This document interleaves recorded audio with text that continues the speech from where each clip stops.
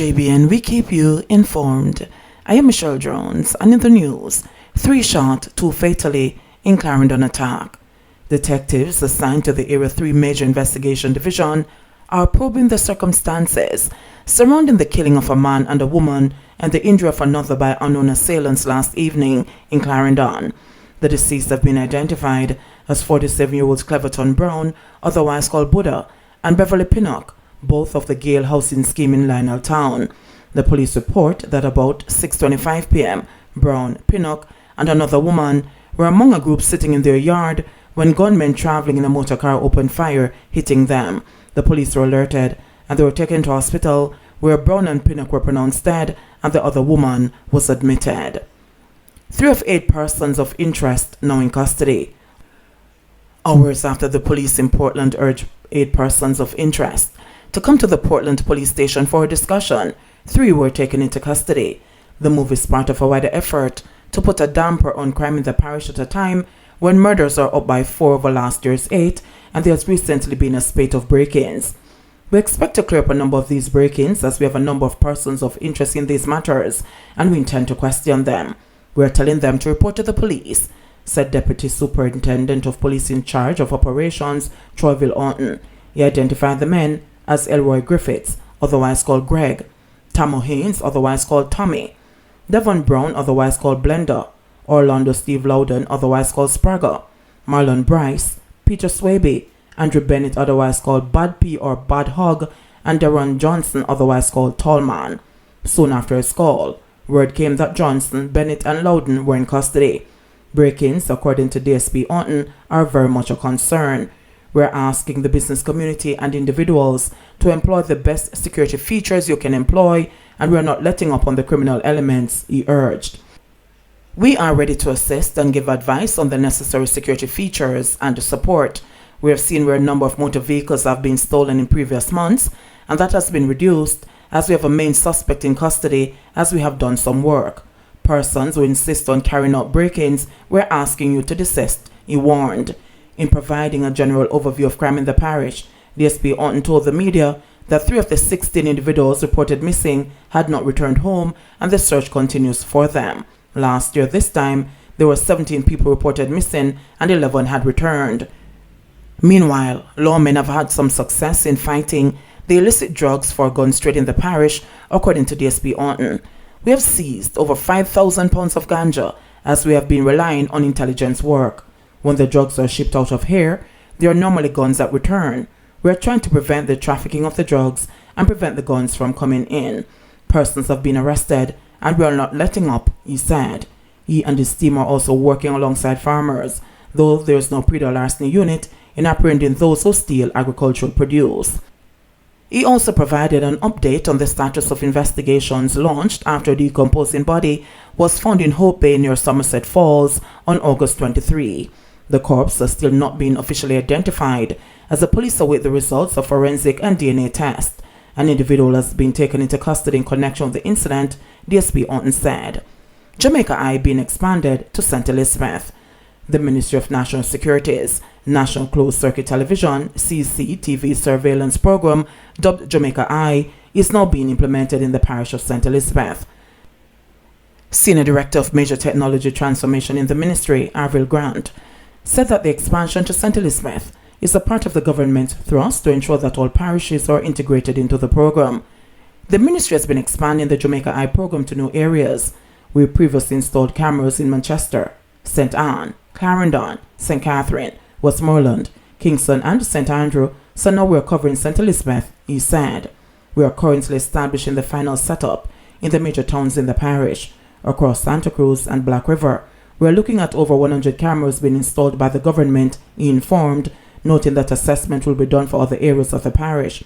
Grant said that the citizen component of the project will be addressed after installation of the cameras is completed.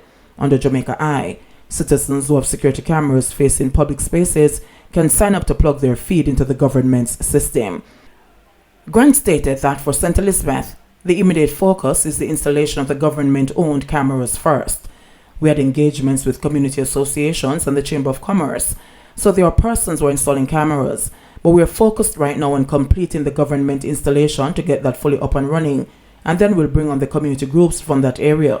We anticipate that we'll complete the process from the government end within the next month. In the meantime, Grant said that the process continues to increase the number of cameras in hotspots across the country. We continue to do the assessment to expand in the Kingston and the St. Andrew area as well.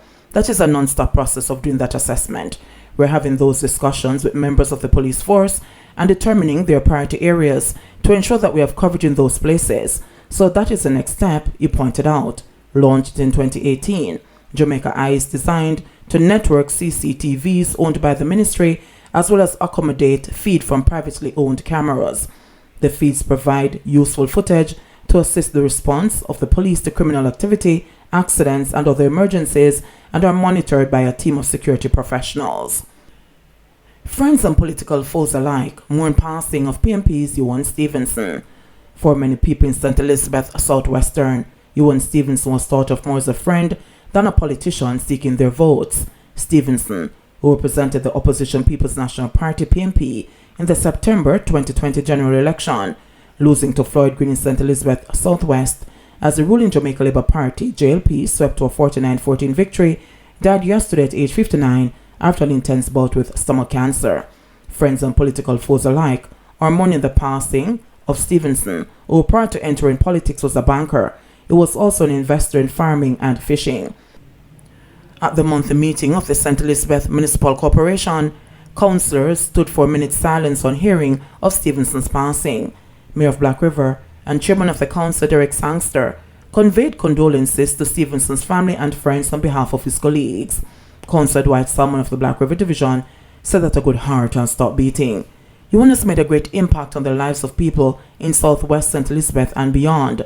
Someone noted that many business people in Black River have praised Stevenson for helping them to raise the initial capital for their businesses during his time as a banker.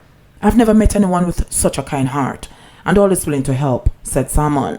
Upton McCarthy, chairman of the PMP's Region 5, which includes St. Elizabeth and Manchester, who kept a close eye during Stevenson's foray into competitive politics, described him as a humble, kind-hearted person. He was not just active in politics. Steve was a clean-hearted, good somebody who loved people, said McCarthy. Steve not lie to you, him not trick you. He was just a clean-hearted human being, he added. Green, in paying tribute on social media, noted that political differences never hindered his relationship with Stevenson. Regardless of our political views, Ewan and I have always shared a good relationship and have always found him to be cordial, engaging, and passionate about service, said Green. Former Member of Parliament for St. Elizabeth Southwestern and current Health and Wellness Minister Dr. Christopher Tufton, who was related through marriage to Stevenson, described him in glowing terms. Ewan, my brother and friend for over 30 years. You were kind, gentle, and sincere. Death has terminated your journey, but will never devalue your legacy, said Tufton. Stevenson first came to national prominence in 2015 when he challenged Hugh Buchanan, former Member of Parliament for St. Elizabeth Southwest and son of the legendary Danny Buchanan, for leadership of the PMP's constituency organization. Buchanan won the internal contest by just 14 delegate votes, but would later lose the traditional marginal seat to Green by more than 2,000 votes in the 2016 parliamentary election. In 2017, Stevenson was confirmed as the PMP's flag bearer in the constituency. In early 2020, he confirmed persistent rumors that he was battling cancer, saying that he had done stomach surgery. They did a good job and I'm very optimistic, he said then. In the 2020 election, Stevenson lost to Green by 2,106 votes as the JLP swept all 4 seats in St. Elizabeth. More field hospitals coming. The Ministry of Health and Wellness is seen to the establishment of additional field hospitals as part of its COVID-19 response efforts through collaboration with the private sector and other partners. The most recent addition is at the University Hospital of the West Indies, where ground has been broken and work begun for a 60-bed facility. We want to acknowledge the private sector group, led by Mr. Gary Allen of the RJ Gleaner Group, for helping to make this field hospital possible, said Minister of Health and Wellness, Dr. Christopher Tufton. The minister was speaking at the ministry's virtual COVID conversation press briefing on Thursday, September 9.